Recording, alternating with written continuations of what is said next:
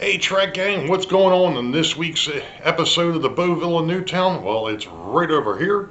Stand by and we'll get into what's happening this week.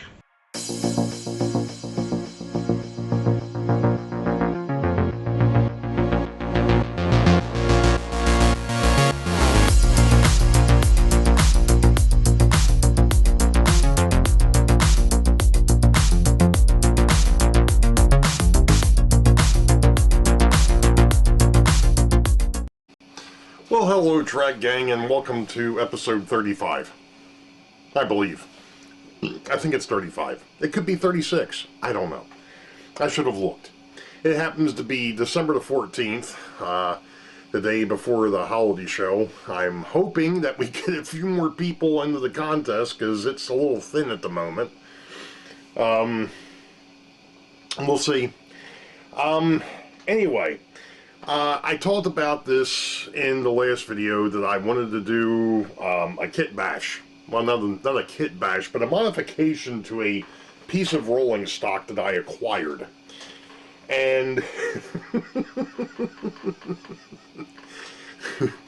I think we've probably all had these moments when we're like, what the heck was I thinking?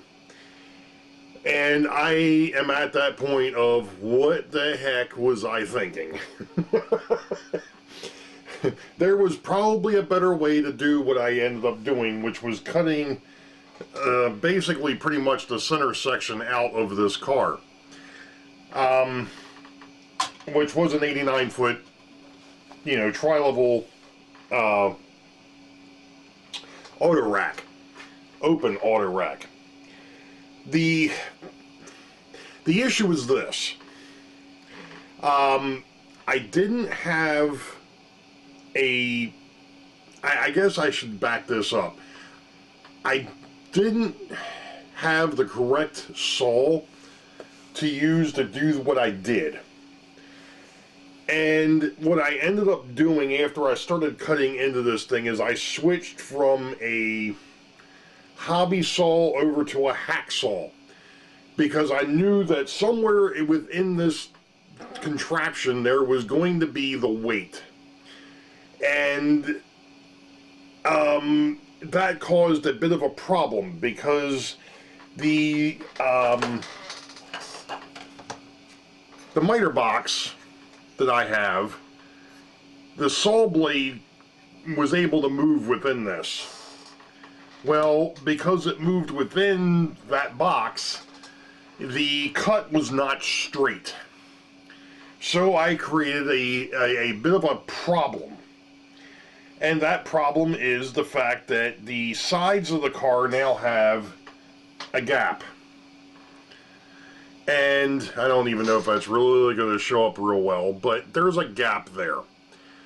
And I also noticed that if I lay this thing flat on my piece of wood down here,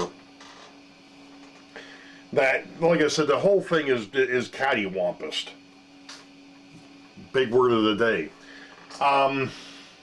So what I ended up doing is I ended up taking a piece of styrene and basically putting it on the end of the car. This is not the styrene, this is the end of the car. This is the piece of styrene, and I need to trim this up a little bit. That took up the gap on the floor. Now what I have to do is I have to take up the gaps on the rest of it. In other words, these two pieces and these two pieces. So my thought process at the moment to correct this little bit of a problem, and yes, this is going to get repainted once I'm done, so you're never going to know, unless of course you watch the video. You're not...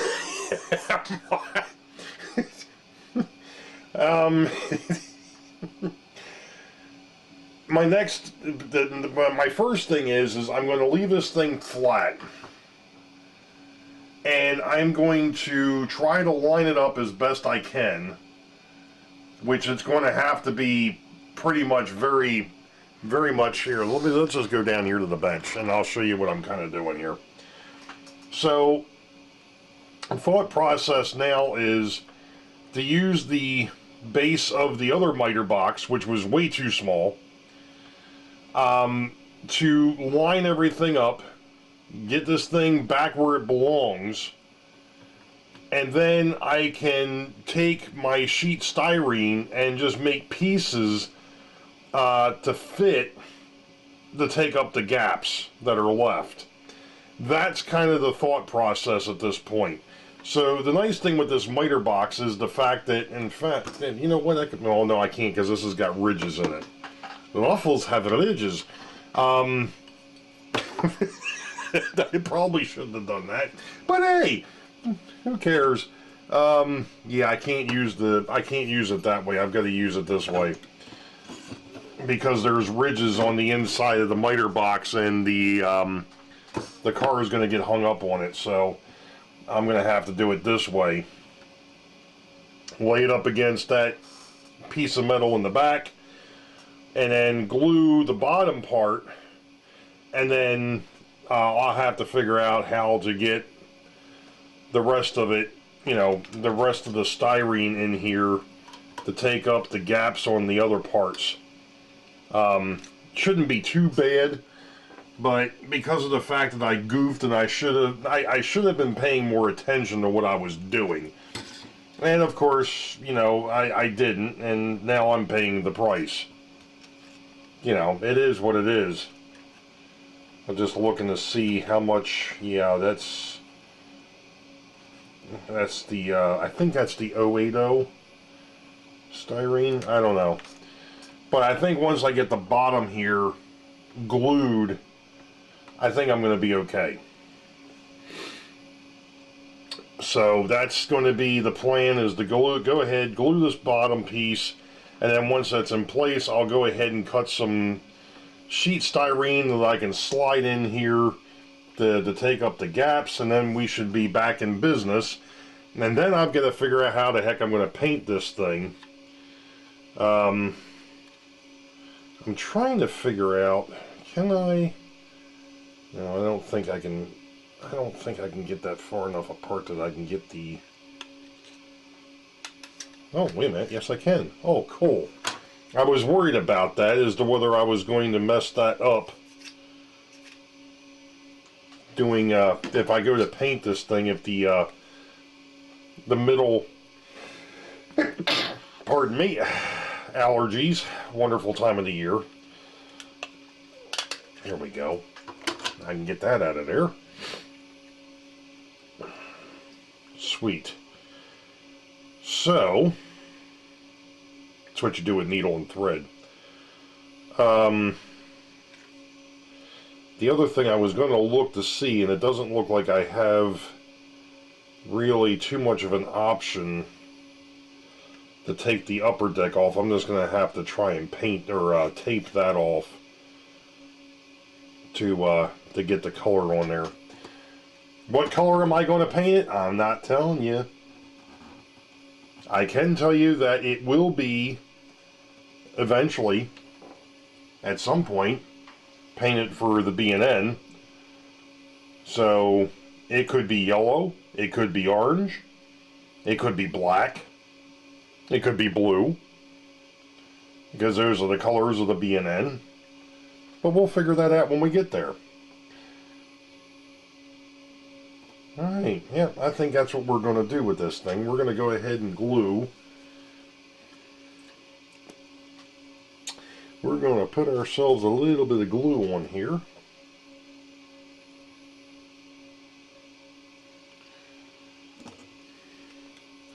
And we're going to line that up. Hold it in place for a couple seconds, and then I'm going to take my time from this point on. I am going to literally, you know, I'm gluing this now, but I'm going to let this sit before I move on to the next portion of it, because I need to, obviously I need to do some trimming. I need to do, and somewhere in here I think I had my old machinist metal. Yep, there it is. Perfect weight. we go. That'll just help to hold everything down and in place. So I'm going to let that dry real good before I move on to the next step. And then obviously I will show that. This is going to be a long video, folks. I can tell you that right off the bat. Because it's going to be, there's going to be some fiddling and futzing to get the sides back in order. And then, you know, to go ahead and take up the gap that I created. But I think that this is going to be one of those unique pieces when it's done, if you know what I mean. Nobody is going to have anything else like, nobody else is going to have something like this. Now, for better or worse. So, once we get back into it, we'll be back. Alright, Track Gang, after some futzing, and this is going to look a little funky at the moment because I want to show you what I've got going on here. But there we go. It's in one piece now, for what it is. Obviously it's going to need a paint job, and you see these two white pieces sticking up. Well, there was a gap in the railing too. So I glued those in there, and of course they're much too large, which is fine because that was the way I wanted to do it. So I could actually cut these down, and we're going to see if we can actually... I've got my plastic nippers here, and I'm going to snip that off, and then drop them, and I'm hoping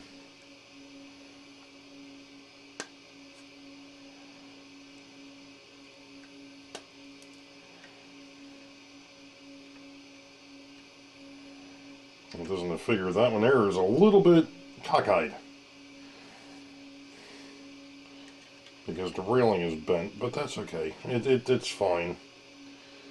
I wasn't trying to be perfect here.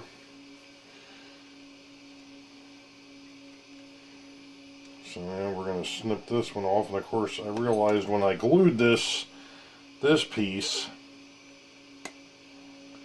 that the railing wasn't quite where it needed to be, and I don't know if I can actually get that. Oh, perfect. I could clean it up a little bit.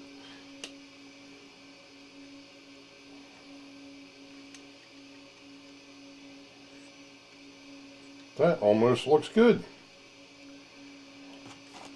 Not as bad as I thought. So, now what's going to happen is I'm going to... I don't want to glue the weights back in, because I want to paint it first. And I'm still debating on that. I think I know what I'm going to do. I think I know how I'm going to do it, or what color it's going to be. I just have to get over to the spray booth. Actually, first thing I need to do is I need to tape this off, because the main part of this is going to be one color. Then the railings I'm going to paint back the yellow, obviously, because that's the way it should be. And then I'm thinking about actually striping the bottom in yellow as well. I'm going to paint the bottom black, and then we're going to go from there. I'm still not going to tell you when I'm painting the sides here. Now, what is going to be interesting though is that for the most part, this thing is going to get all painted one color. The exception being where the reporting marks are. Because of the fact that I don't actually have decals that are small enough, actually I don't have any decals at all, I'm just going to cover that up for the time being and keep it. I can always come back later and change it if I get what I'm looking for, but the pen central is going to come off of here. That much I do know, because this is going to get relabeled, and we're going to go from there. But I think the next step is to go ahead and get some paint in the airbrush, and let's see what we come up with. So we'll be back. Alright, Track Gang, welcome to the... Daggone it. There just isn't enough room over here to do this. It's either that or the chair was just not in the right spot. Anyway, I'm trying something different, I guess. And that is, first off, this car, when Bachmann did the yellow, they didn't really do a very good job on the inside of these railings. Actually, even on the outside of the railings, they didn't do a great job either.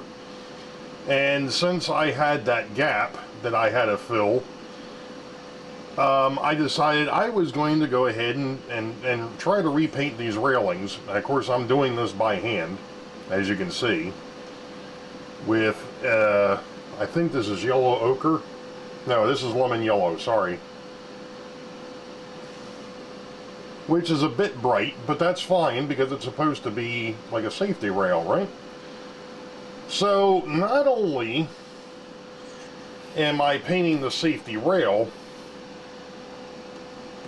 but I also wanted to paint the bottom sill. Now, that has to dry real good, and it's going to need a second coat. In fact, this whole thing is probably going to need a second coat, but that's fine. So I am just going to finish putting this first layer on here of paint. That'll give us, this will give the second coat something to stick to. Hopefully my head isn't in the way. I'm sure that my hand probably is, and yes, I'm making a mess of this, but I'm not too concerned about the deck, because that's going to get redone too. But I figured, because of the fact that the colors that I'm going to be putting on after this are going to be darker, I believe the old painter's thing has been, you put your light colors on first because the darker colors will cover it much easier than trying to use a light color trying to cover a dark color. So that's what we're trying to accomplish here, is putting on our light colors first, and then we'll come back with our darker colors. And I'm still not going to tell you what I'm doing with the sides of this thing yet, because to be honest with you, I'm really not sure what I'm going to do with it either.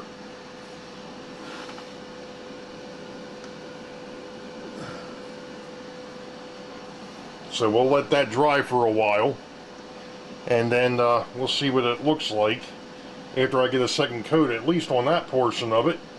And then we'll get into actually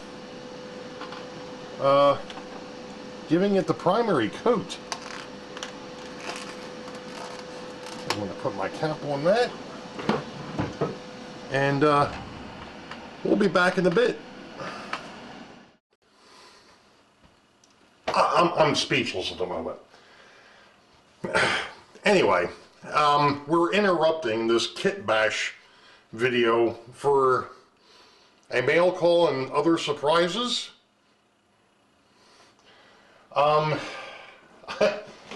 First off, I'll start off with what I knew was coming.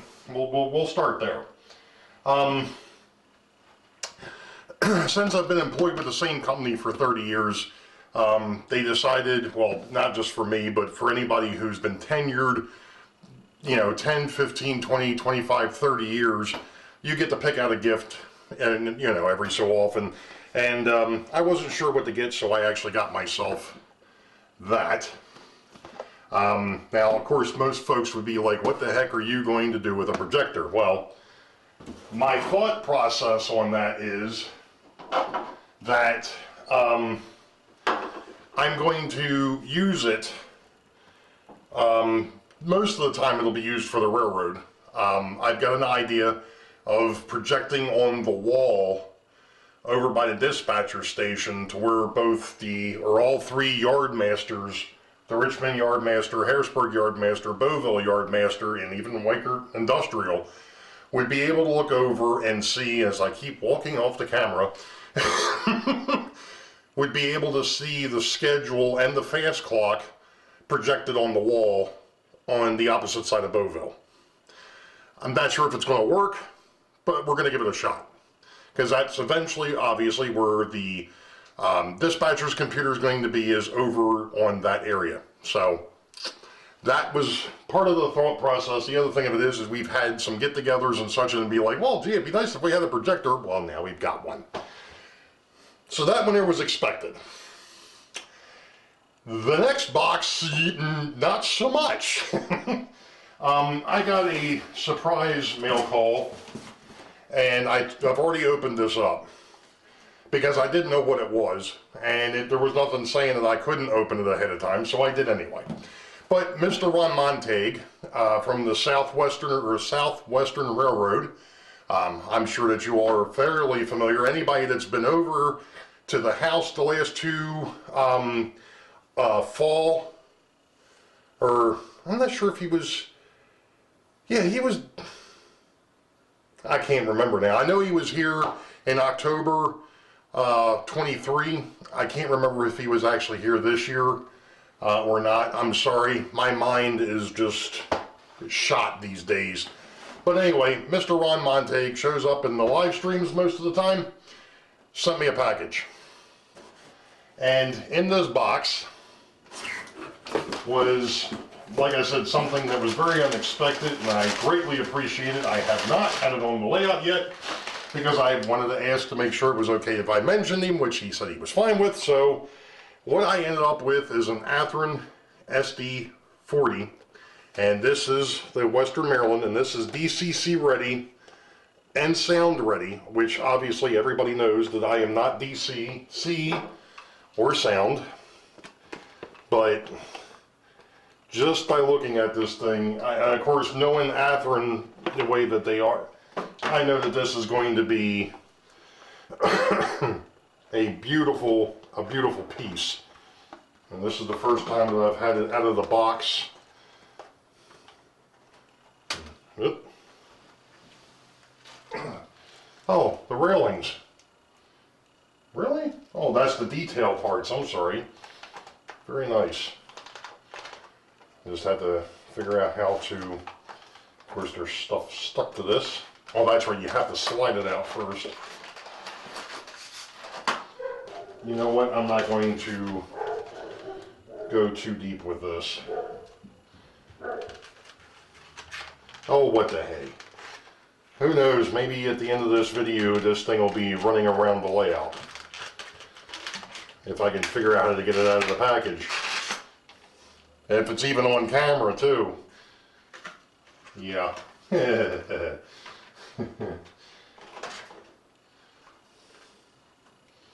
Oh yeah.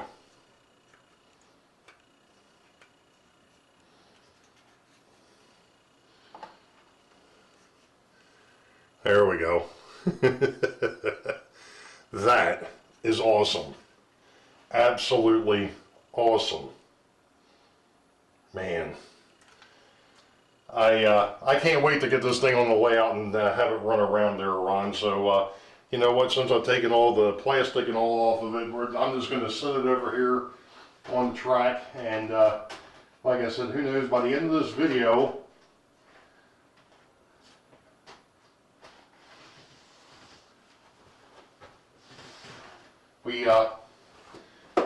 I might decide to go ahead and, in fact, I probably will let it run around the layout. Anyway, I'm going to get that out of the way because the next box my daughter just surprised me with. Now, a bit of a backstory. I am working Christmas Day, and most people would be like, well, that sucks.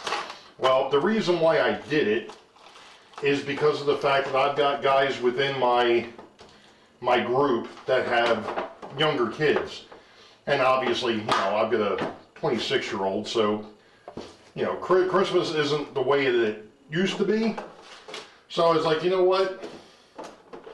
For those of us that have kids, it's always nice that they get a, you know, we get a break. So that way they can, you know, enjoy Christmas with their families.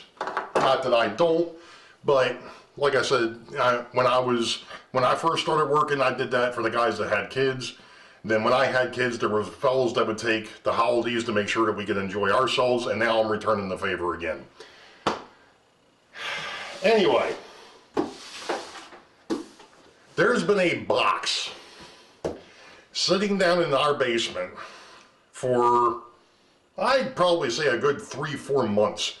My daughter likes to shop ahead. A couple of years ago for Christmas, she surprised me with the microphone and headset rig that I use for the live streams. I must have done something wrong or something right along the way. I'm not 100% sure. You all be the judge.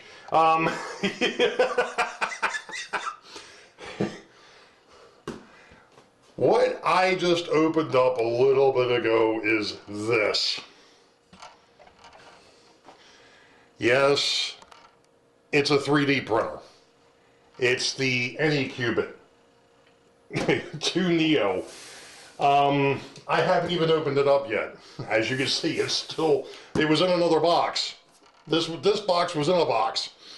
The problem is at the moment, because we've had to upgrade our computers at work, I now have I now have 2 work laptops sitting here that one of them has to go back in the mail tomorrow, which will be good because that means I'll get my table back over here. But then I can, because I'm off to, here's the deal, because I'm working Christmas Day, I'm actually off the next 6 days. So tomorrow is the 19th, so I'm basically off till Christmas Day. And because of the fact that I'm working Christmas, my daughter decided, well, gee, Dad, since you're off the next 6 days, this will give you something to mess with. So my plan of attack after tomorrow night, after I get this thing uploaded, is to go ahead and clean off my desk and rearrange things, and we'll get the Anycubic Neo up on the desk, and I'll start playing. So we'll go from there. So the two surprises in 2 days. I don't, like I said, Ron, I really do appreciate this, dude. I really do. In fact, you know what? We're going to stop here. We're going to go over to the layout, and we're going to run this dude. So stand by. We'll be right back.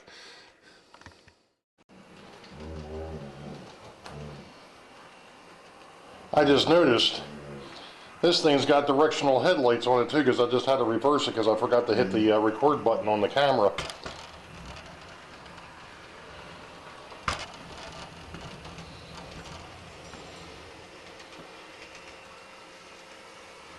It's a nice running unit. I'm not going to follow him all the way down, but I don't think I've got this thing set very high at all. Yeah, it's at 12% on the throttle.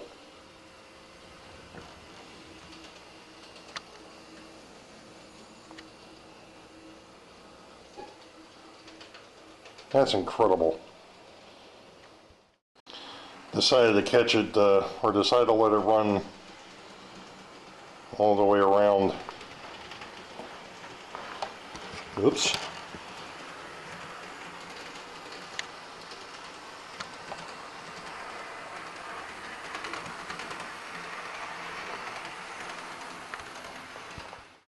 Alright, gang.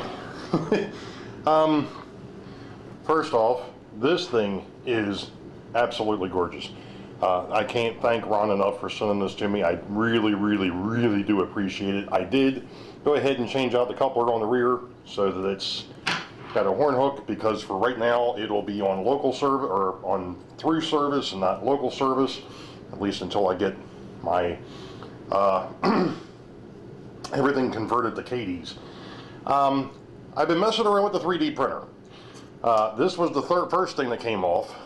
This is actually going to be going to Rachel, because she drinks beer, and I figured, what the heck, that was a file that was actually on the card that came with the printer, so there we go. So it's a bottle opener. It's a Shark bottle opener. I'm sure she'll enjoy that. Of course, I had to go out and see if I could find some things to print. Things that I could possibly use down the road. Well, first thing was, I tried to print what they call an end of track bumper. And well, I'm sure that everybody's run across this. This did not print correctly the first time out. Don't know why. It's not supposed to look like that. It's actually supposed to look like that. Now, obviously this has got some flash on it that I have to clean off, but that looks cool. I can't wait to go back to the paint booth and paint that to see what it looks like once it's done. I also, because I've got jersey walls, or I want to have jersey walls on the railroad, I also printed up, well, this one here is an end of wall, or end of the jersey wall. This has got that angle to it. And then this one, which doesn't appear to have really printed 100% correctly, but that's fine. It'll work for what I want it for, but that is the intermediate jersey wall. So that's what I've been up to today, besides taking a dog for a walk. I'm going to try to swing around here and make a mess of things. And of course, this is not a good angle, but what the hey. That's all I've got for this week. I'm going to make a locomotive card for the Western Maryland so I can run it. And for the time being, I'm going to take my older AHM SD40-2 that was painted up for the chassis system. I'm going to pull that off, put that as a spare, and use this in its place for the time being until I can find, well, the funniest thing of it is that locomotive, its caboose, is a chassis system that has WM on it. So, okay, so it goes with the Western Maryland. They didn't repaint this unit, which is fine. Hey, that's the reason why we run, it's my railroad. So we're gonna put this dude in service, pulling through freights. I don't know when that one there comes back up in the schedule. We'll see. And we'll see how he does pulling something across the railroad. So don't forget, this Sunday will be Brian over at the Iron Horse route, the Denver and Rio Grande Western Railroad. I will have a link in the description to his channel below. As always, all the active members are in the description. So he's got this coming Sunday, 8 p.m. U.S. Eastern. Next Sunday, not this coming Sunday, but the Sunday after, which will be the Sunday after Christmas, will be Bob over at the PK&W Model Works. He's going to close out the year for us. I have no idea what either one of them are up to. I do know that I think Bob has actually been putting out a poll to see what people want to see. Obviously, he's got that brand new space that he's working on, so who knows exactly what he's going to be up to. And I know that Brian does an awful lot of 3D printing, which was a big help because I was having issues getting these files off my computer, off the net, off my computer, onto the stick, and into that printer. Because one of the interesting things that I found with that Anycube is it doesn't hook directly up to the computer. You have to download stuff onto a card and put the card into the computer, but you also have to, anything that you pull down, you have to convert it over to G-code before the printer will recognize it. I didn't know that.